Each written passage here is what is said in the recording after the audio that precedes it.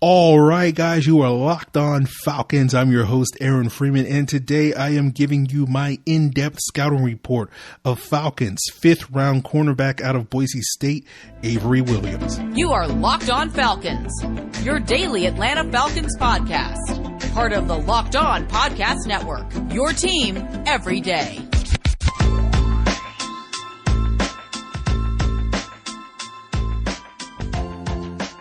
So, guys, you know me. I'm Aaron Freeman. Been covering the Falcons for many years, formerly at FalcFans.com, RIP, still going strong, however, on Twitter at FalcFans, and, of course, the host of this preeminent Locked On Falcons podcast, your daily Atlanta Falcons podcast, right here on the Locked On Podcast Network, your team every day. In today's episode, we are almost at the end of our 2021 draft scouting report series with the penultimate draft pick of the Falcons 9-man draft class and Boise State corner Avery Williams. And I'll be giving you my breakdown of his strengths, weaknesses, and how he projects to the NFL and what his future may look like in Atlanta. But before we get into that, I do want to plug the Peacock and Williamson podcast, one of the daily podcasts covering the NFL on the Locked On Podcast Network, where you can get analysis on every team, every game, every move from NFL analyst Brian Peacock and former NFL scout Matt Williamson. Find the Peacock and Williamson podcast on the Odyssey app or wherever you get your podcasts. So, talking about Avery Williams, the Boise State corner, he's by all means a self-made player. When we talk about that, he epitomizes that. Was a walk-on at Boise State because he was a no-star recruit, did not get any offers from any FBS or FCS schools coming out of high school, and earned that scholarship through his freshman year. You know, playing that cornerback position, was primarily an outside corner, rotated a bunch this past year. You could say he was the third corner, but because Boise State was constantly rotating who that third corner was, at times he was also the fourth corner. So let's say he was cornerback 3.5. And I did get to see a little bit of him in the slot this past year in garbage time against Hawaii, but outside of that was not able to see very many slot snaps, and unfortunately did not get to see the data from Pro Football Focus to indicate how many slot snaps he got this past year or over the course of his career. Looking at the stats in the games that I charted from this past year, he gave up 10 receptions on 11 targets for 151 yards. That's a 91% completion rate, a 13.7 yards per attempt, 73% success rate, and a 119 passer rating. And then based off of the Pro Football Focus data I could find, it wasn't much better. He gave up a total of 80% completions on 15 targets this year. Of the 3 passes thrown his way that were incompletions, 2 of them were charted as drops and overthrows by PFF, and 1 was that forced incompletion on a pass breakup in the final game against San Jose State. And Williams started out as a running back, primarily played safety and running back as far as I could tell in high school, and then went to Boise State as a running back, and then converted to cornerback.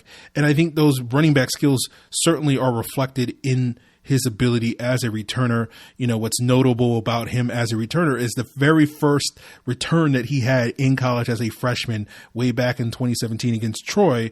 In the first quarter on the opening series, Troy punted the ball and he took it to the house for an 81-yard score as a redshirt freshman. And if that's not destiny, I don't know what is. And stuff like that makes me a lot more optimistic about his potential to translate in the NFL than typically what you see. Typically, it is not necessarily a clean and smooth transition from college to the pros. And a lot of guys that were very productive return specialists in college do not make it as such in the pros. And that leads to some of my opinions about not necessarily drafting return specialists in the draft, because that's not necessarily a great bet. But talking about his return skills, he certainly has the tools that make you think that he will be able to make a relatively smooth transition. He has good balance. He's able to make that first defender miss when he's a punt returner. As far as I can tell, he's very short-handed. I'm not aware of if he muffed a single punt in his career. I know he did have 1, maybe 2 fumbles in his career, but I think both of those came after he fielded the ball. He's not necessarily a burner in terms of having elite speed as a return specialist, but certainly has enough speed to be a big play threat as he was in college. And, you know, as far as coverage units on special teams, to the best of my knowledge, his experience on coverage units was limited to playing on the kickoff team in 2017 and 2018 as a freshman and sophomore. And from what I could gather, he only had 3 tackles and a forced fumble across those 2 seasons. And so while he is probably penciled in as a guy that is the front runner to be the gunner on the punt coverage team, that lack of experience means that he may not necessarily be a slam dunk to earn that spot, with him and presumably Cordero Patterson being sort of penciled in as the front runners to win those 2 gunner spots on the punt coverage team. But we'll just sort of have to see if Williams does wind up snagging that position, because again, he's kind of relatively new. From what I could gather, he did not play gunner as on the punt team at Boise State from what I could see. And so, we talk about his return skills. I for those of you that are just sort of out of the loop on Avery Williams in terms of what he brings to the table as a return specialist, I should probably say that he was very productive as a return specialist in college, was a multiple-time, Mountain West Special Teams Player of the Year, earned the All Mountain West team several times due to his return skills, not because of his ability on defense. He had multiple blocked kicks, 3 blocked punts, one of which he scored on, a blocked extra point, a blocked field goal. He had 5 punt return touchdowns and 3 kickoff return touchdowns, including recovering an onside that he scored on over his career. And that's a special and unique ability. You don't see guys as productive as that. And that goes back to something we talked about with John Ledyard of Pewter Report way back after the draft, when he was giving his assessment of the Falcons draft class back in May on this podcast. And it's like that type of production on special teams is rare. And so you believe that will translate to the next level, and he can be sort of an ace special teams player, but we'll get more into that special teams ability towards the end of today's episode. But I do want to talk about what he brings to the table on defense by getting into his strengths and weaknesses at the cornerback position and his potential role in Atlanta, coming up on today's Locked On Falcons podcast. But before we get there, guys, I do have to plug the NBA side of the Locked On Podcast Network, where you can find a daily podcast devoted to your favorite NBA team, including the Atlanta Hawks. Find the Locked On Hawks podcast hosted by my boy Brad Rowland on the Odyssey app or wherever you get your podcasts. So BetOnline is the fastest and easiest way to bet on all your sports action, because BetOnline gives you the latest news, odds, and info for all your sporting needs, including MLB, NBA, NHL, and all your UFC and MMA action. And there's no time like the month of June to get started at BetOnline, because the NHL and NBA playoffs are ongoing. And of course, baseball season is in full swing, and you can track all the action at BetOnline. But it's not just sports. BetOnline even covers awards, TV shows, and reality TV. Get real-time updated odds and props on almost anything you can imagine. Head over to the website or use your mobile device right now to sign up at betonline.ag and use the promo code LOCKEDON to receive a 50% welcome bonus with your first deposit. That means if you deposit $200, you get $100 in free money to play with that promo code LOCKEDON for that 50% welcome bonus. BetOnline, your online sportsbook experts. So when we talk about Avery Williams and his pros and cons, his strengths and weaknesses as a cornerback, I think the pros that he has as a corner is that he has good speed and quickness. He has decent to solid ball skills. He's able to at times locate the ball in the air on the deep ball and make a play on the ball. He has a knack, from what I gather from looking at several of his pass breakups, for being able to sort of punch the ball out at the catch point and separate the receiver from the ball at that point, and timing his ability to knock the ball out. He's generally willing in run support, generally tackles with good technique, understands leverage when it comes to taking on blocks and whatnot. And I think showed improvement, certainly going back and watching some of his earlier film from 2017 and 2018 and sort of seeing him in that initial transition to cornerback, and then seeing where he was as a senior. I did see growth from that time and seeing a better corner at that time, but he wasn't necessarily a great corner in his final year at Boise State. And some of that was owed to some of the negatives with him when he projects a cornerback position, which is the lack of size and physicality. And that shows up quite a bit when he's matched up with bigger wide receivers. And because of that, he's also an underwhelming tackler due to that limited size. As a cover guy, his technique can get a little bit erratic. It leads to him getting out of phase, despite the fact that he's a player with his athleticism, should be able to stay in phase pretty consistently. He's a little undisciplined at times, will get grabby and leading to a relatively high amount of penalties. From what I read, he had 11 penalties over the last 3 seasons. He tends to bite on double moves. That's another reflection of sort of that lack of discipline. Saw several instances where he got beat on double moves and whatnot. So I think when you look at his ability, as I said earlier, he played primarily as an outside corner at Boise State, but he projects primarily as a slot corner due to that limited size. He just doesn't necessarily have the size, the length, or really the ability that I think is going to be able to hold up full time as an outside corner, which was the position that he played predominantly. When you're looking at these guys that are undersized guys that can, basically be a Brent Grimes type of player, you want to see a guy that plays bigger than his size indicates. And I don't think Avery Williams does that, at least based off of the film I saw. But, he's a guy that is comfortable playing in either man or zone coverage, but seemed more comfortable, seemed a little bit more natural playing that press man coverage, even though he doesn't necessarily project, from a size standpoint to a press man corner. He prototypes more like an off zone corner in that sort of Brent Grimes mold. But he was generally less effective when he was asked to play that because, again, that technical refinement that he needs to allow him to transition better in and out of his breaks and drive on those underneath throws. He needs to get better there. I think he can get better and improve. He has the skill set and the talent and the tools to become a better cornerback. But his ceiling, I think, is not as high as you would like it to be. I think his ceiling really projects as a fourth corner, a guy that in the event of an injury could come in and step in for a nickel cornerback for a limited or extended period of time. And that team would be able to get by with that player in that role, but you wouldn't necessarily pencil him in as, that's a guy that could definitely be one of the top 3 corners in the league. You look at around the league, right? Roughly about 200 corners make NFL rosters each and every year. But going into training camp, there's like 300 to 400 of those guys in camps. And almost half of those guys are going to get cut before the season starts. And so for me, if you're looking at a guy that was a top 100 corner, right, that would be a guy that you would say for 32 teams, that would be a guy that would probably be a competent number 3 on almost any team in the league. And I would not say that Avery Williams, if we're talking about his ceiling as a corner, would be a top 100 corner. I would say his absolute ceiling as a corner would maybe be like the 120th best corner, which is probably a high-end CB4, as I mentioned. And so if you're sort of looking at him in terms of his eye level, because his floor is probably a guy that's only on par with a lot of the undrafted guys. So somewhere in the, 250 to 300 range or whatever the case may be.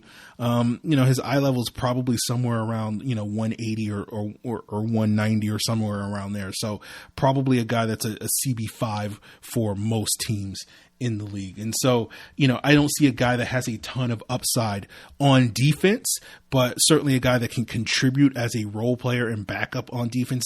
Think of, probably there are different types of players, but similar to sort of what Bleedy Ray Wilson is.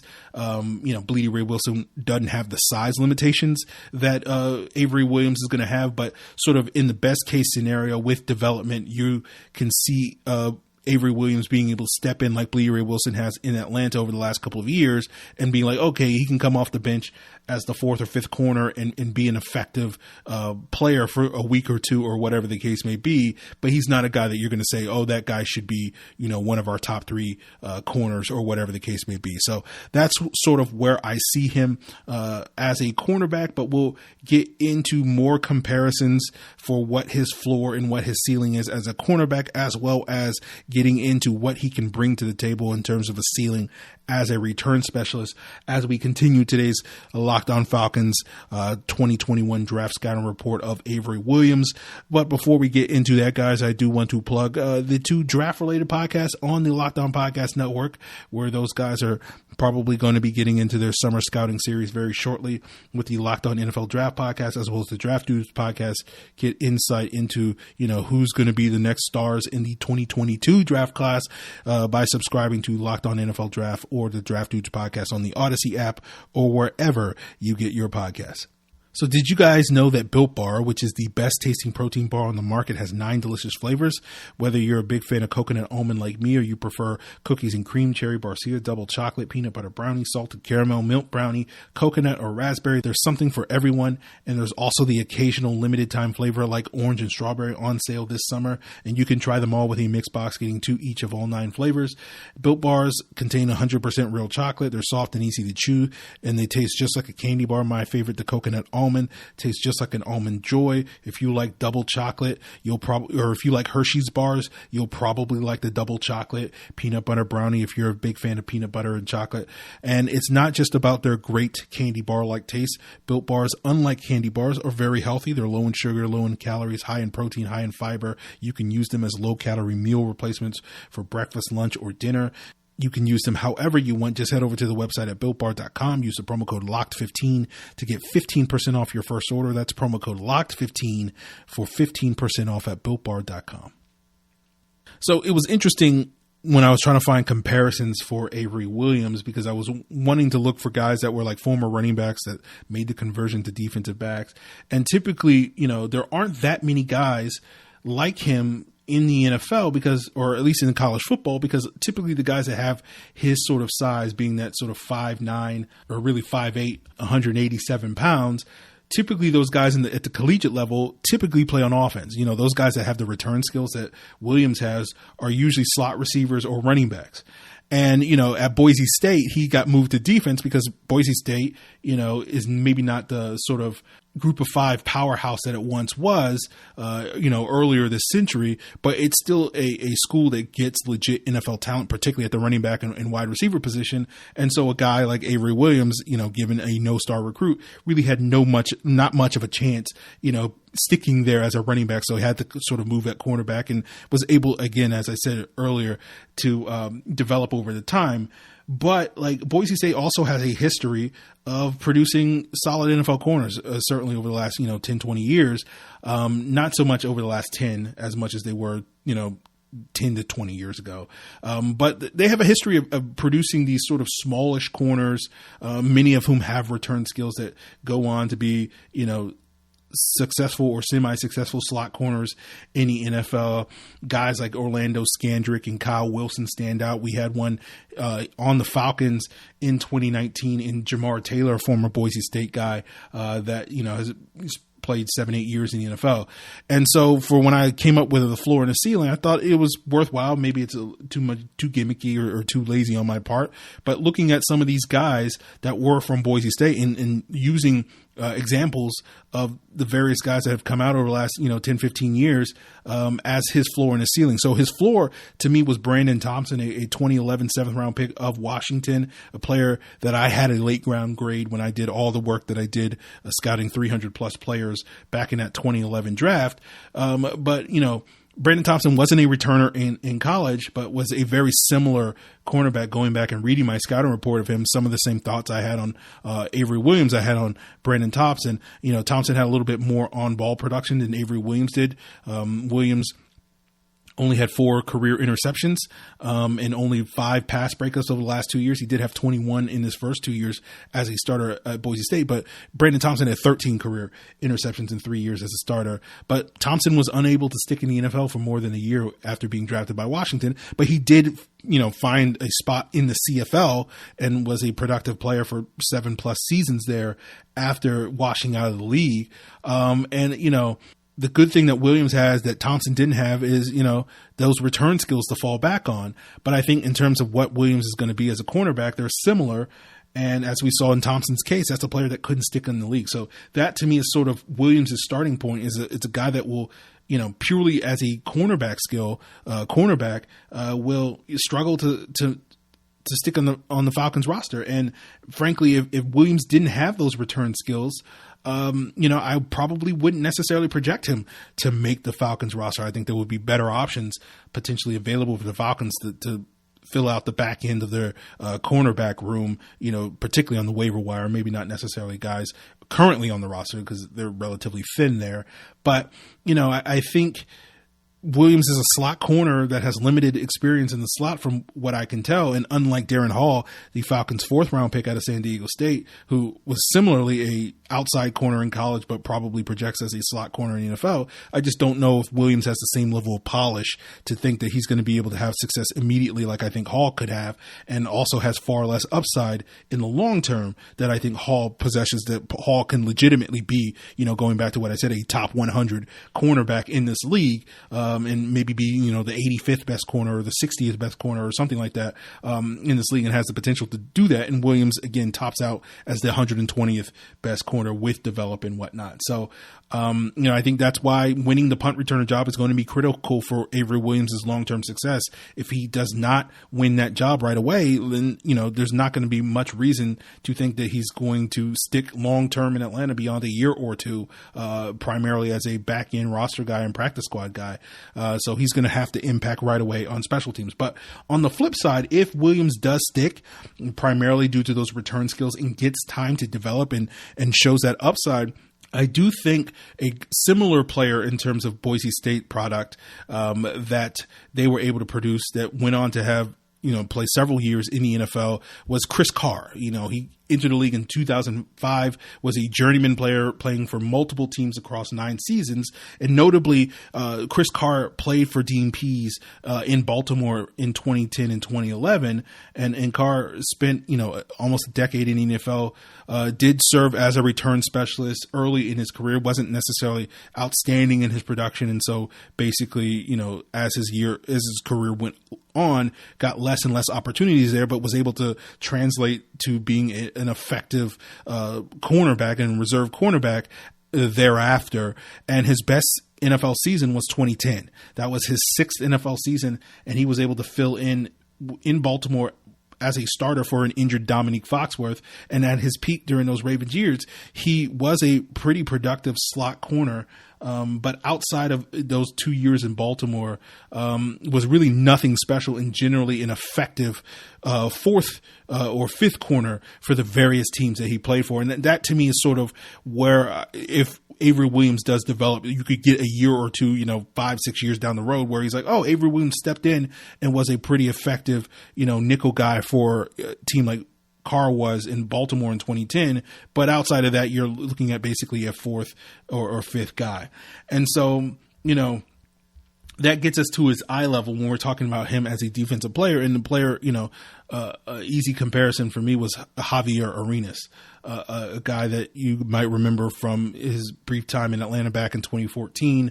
Arenas was a very productive return specialist at Alabama in college, wound up getting drafted in the 2nd round in 2010. It also has similar Falcons connection because the Chiefs used the pick that they acquired from the Falcons in the Tony Gonzalez trade back in 2010 to acquire Javier Arenas. Was primarily the Chiefs nickel cornerback for his first 3 years in the NFL, but was effective in that role, but obviously not a guy that the Chiefs thought was, special in that role, because they wound up trading him to the Cardinals in his 4th season for fullback Anthony Sherman. And he was expected to sort of fill their role as a slot guy, but that was the same offseason the Cardinals drafted Tyrann Mathieu, and he wound up filling that role. And Arenas proved expendable, was allowed to walk in free agency. The Falcons scooped him up in 2014 when they were basically taking a scattershot approach to trying to upgrade their own nickel cornerback position over Robert McClain, and basically added 3 versions of the same player in Josh Wilson, Arenas, and Ricardo Allen that offseason. And obviously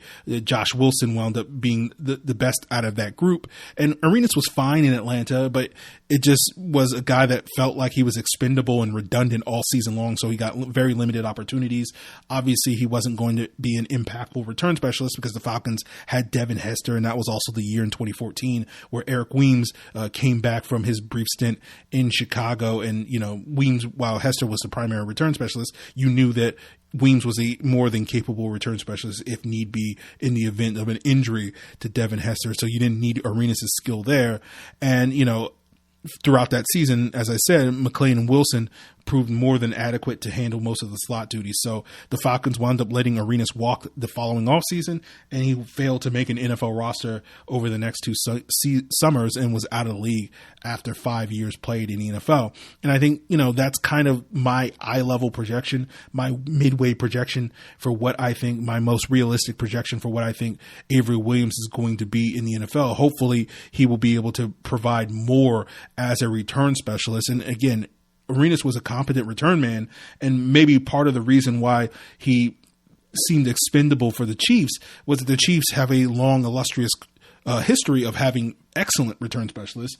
Obviously, older fans can recall Dante Hall, who was tearing it up, 20 years ago, as one of the best return specialists in the game, 20 years ago. But while Arenas was there, they also had Dexter McCluster, who proved to be more capable of generating those big explosive plays as a return specialist. Following him, Niall Davis was a very effective kickoff returner that scored multiple times across his time in Kansas City. And obviously nowadays, Kansas City has two excellent return specialists in Tyreek Hill and Mecole Hardman. You guys can even remember a couple of years where DeAnthony Thomas, aka Black Mamba, was an effective return specialist for them. So the Chiefs have had very productive returners for the last, 15 plus years.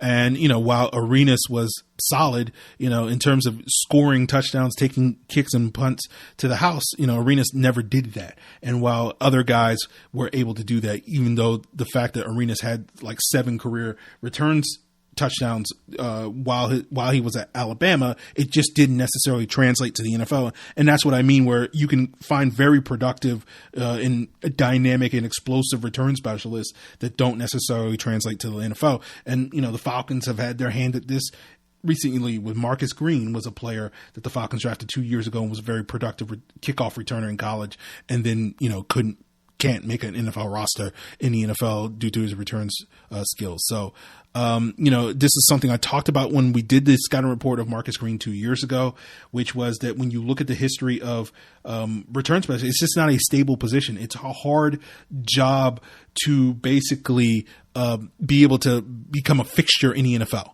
right? When you look at sort of a benchmark for, punt returns in the NFL, because obviously we expect Williams to get more opportunities as a punt returner because of the fact that the Falcons have Cordero Patterson as a kick returner, who is that sort of rare, outlier in terms of having an elite kickoff returner that players like Devin Hester were, or Dante Hall was in his prime.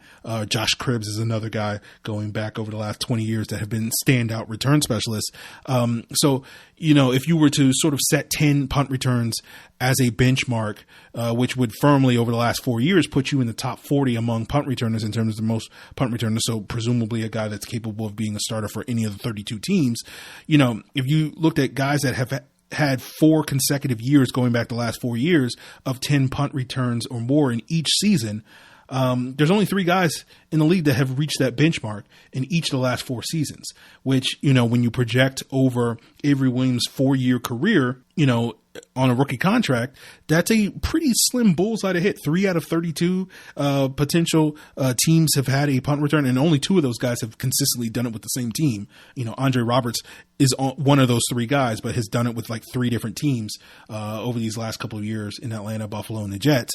And so that's even proved that even though Andre Roberts is a Pro Bowl punt returner, continues to be a journeyman type of player that changes team, every other year or whatever the case may be. And so that's what we mean when I say like it's a narrow bullseye to hit when it comes to being able to translate at the return skills.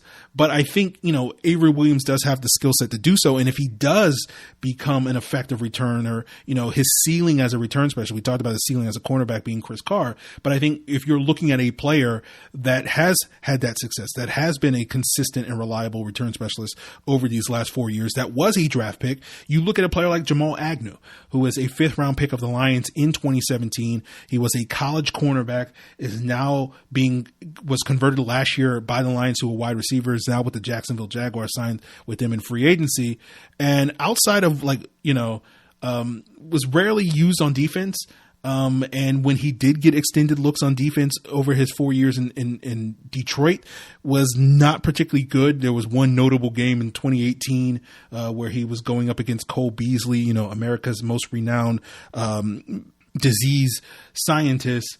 but Cole Beasley cooked him in that game, and you just didn't see much more than a handful of extended looks on defense over those 3 years with the Detroit Lions. So the Lions then moved him to wide receiver in 2020 and trying to basically take advantage of his return skills and saying, hey, this guy, get the ball in his hand and let him cook. And so they ran a lot of gadget stuff with him this past year. And you've already heard Arthur Smith saying things after we drafted Avery Williams about sort of hinting at this idea that maybe he could get some looks on offense as a running back or wide receiver. And so you could see a similar sort of role. But, that's not necessarily something I would get too excited about, because again, you're probably looking at gadget stuff with screens and jet sweeps and shallow routes designed to get the ball into his hands quickly and see if he can create after the catch, which is not to sit here and say is worthless, but isn't necessarily something that you're going to make a big part of your offense.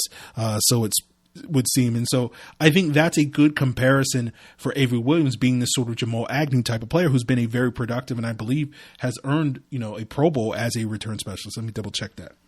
No, Jamal Agnew did not earn a Pro Bowl, but was an All-Pro his rookie season when he did take 2 punts to the house, led the league in both punt return yards and punt return touchdowns, as well as yards per return on a punt team. So I think that's what we're hoping for. We're hoping for Avery Williams to basically be our version of Jamal Agnew. And again, maybe in 3-4 years down the road, especially if he doesn't necessarily translate to a cornerback similar to Agnew, you might be able to see him get some opportunities as sort of a back end gadget player on offense or whatever the case may be. But, it goes back to something I've talked about, whether it was with Marcus Green, whether it was with Devin Fuller back in the day, whether it's now with Avery Williams, which is, he's a guy that's going to rely heavily on his ability on special teams to stick in Atlanta long term. And that's just not necessarily a role that has a strong history of guys being able to carve out many, many years in the NFL as. Even a player like Cordero Patterson, a player that is arguably one of the greatest kick return specialists of all time, has played for 5 or 6 teams in his NFL career over, 8-9 years. And so that's just a role that doesn't necessarily have a ton of value to NFL teams, enough where NFL teams are going to be committed to one guy in that role, unless he basically is that sort of historic outlier. And even Cordero Patterson can't beat that out. Unless he's a historic outlier, that's not a role that teams are necessarily going to commit to long term in this league. And so then it gets back to Avery Williams. Now, if he can add value as a coverage guy, that's going to give him extra value. And that's why I say a player like Eric Weems was able to play a decade in the NFL purely as a special teams player, even if it was with multiple teams, but, spent several years in Atlanta in one spot, because not only was he a competent to good kick and punt returner during his career, but he was an ace cover guy. And that's really where Eric Weems really proved his most value in that regard.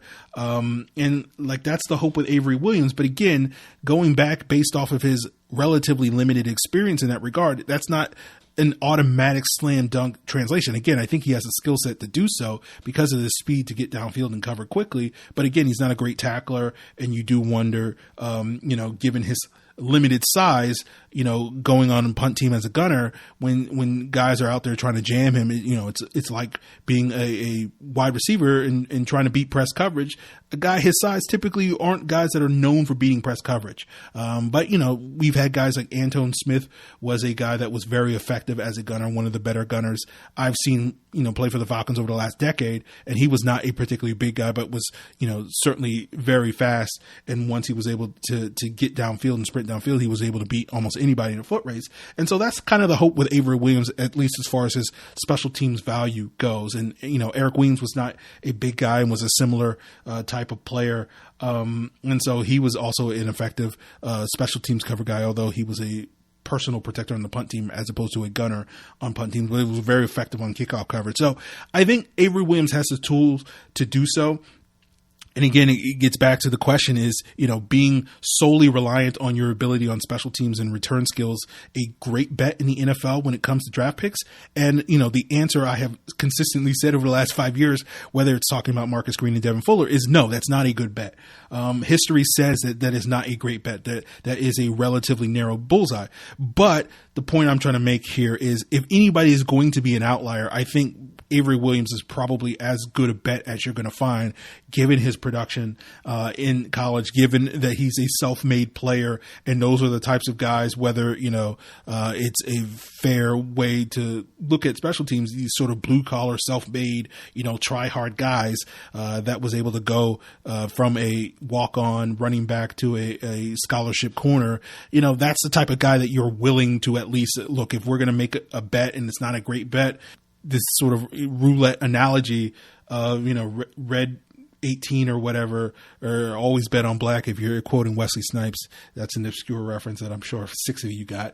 But, like if Avery Williams is a decent bet in that regard, I would say he's one of the better bets that you can make in a world of bad bets, I guess is what I'm getting at. So we'll just sort of have to see how Avery Williams projects in that regard. Again, it would not shock me if 3 years from now he's not on the team, but it also would not shock me at all. I think it's equally possible that he could wind up playing 7 or 8 years in Atlanta and be this sort of a special teams player that we remember, like Eric Weems, like Albert Shelley, and some of these other sort of a special teams guys that potentially could wind up making Pro Bowls as a special teams player. And I think that's certainly a possibility with Avery Williams. So we'll just have to sort of see how that projects, and, it's interesting with the Jamal Agnew comparison because he did play in Detroit. And of course, the Falcons special teams coach, Marquise Williams, was an assistant coach in Detroit. And so maybe he's seeing similar parallels, right? And going back to Dean Pease, looking at Chris Carr and saying, look,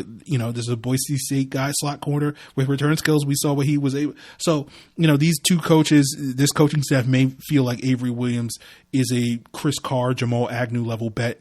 Two guys that did wind up having success in the NFL, and currently Jamal Agnew continue to have success in the NFL. So, I think Avery Williams has a chance to do that. So I'm a little bit more optimistic about Avery Williams' potential and upside here in Atlanta than I normally would be, given the Falcons have, swung and missed on these types of players. And I think that's owed somewhat to, giving this new coaching staff somewhat the benefit of the doubt, maybe not as much as maybe other people are, but saying look, this coaching staff may have some of this stuff figured out better and may, with Dan Quinn and company being look, after they drafted Marcus Green, look, maybe Marcus Green is good, but we've already seen this song and dance before. I've seen this movie over and over again with this Dan Quinn regime and how they just whiff on these return specialists.